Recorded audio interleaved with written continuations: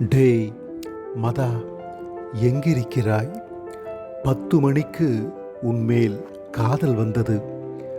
பிறகு இரவு 7 மணிக்கு, பிறகு பின்னிரவு 2 மணிக்கு மரக்கரடி போல் குத்துக்காலிட்டு உட்கார்ந்திருக்கிறேன்.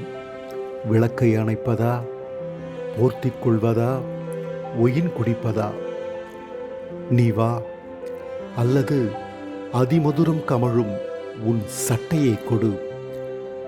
தினமும் உன்னிடம் 5 முறை சாரி கேட்கிறேன், 5 முறை ஹேட் யூ சொல்கிறேன், 5 முறை சீக்கிரம் வாடா என கெஞ்சுகிறேன். உளரும் வரை உதடு கொள்வதை கணக்கிடுவதில்லை.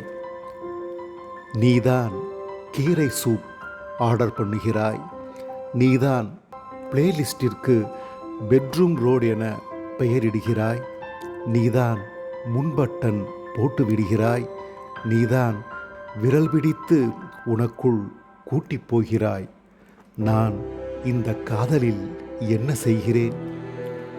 உனது கன்னத்தில் கோதுமை வாசம், காது மடலில் நிவியா வாசம்.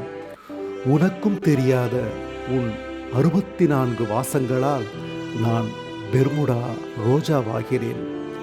ஷவரில் நீர்ப்படலையாக, ஜன்னலோரத்தில் வெண்கூறலாக, மிதப்பு கட்டிலில் கொத்தலர் பூங்குழலியாக, கரிவளர் அடுக்கத்து கல்விநீர் புணர்ந்த உன் நற்றினை தமிழில் செம்மந்தியாக உன்னால் நான் இயற்றப்படுகிறேன்.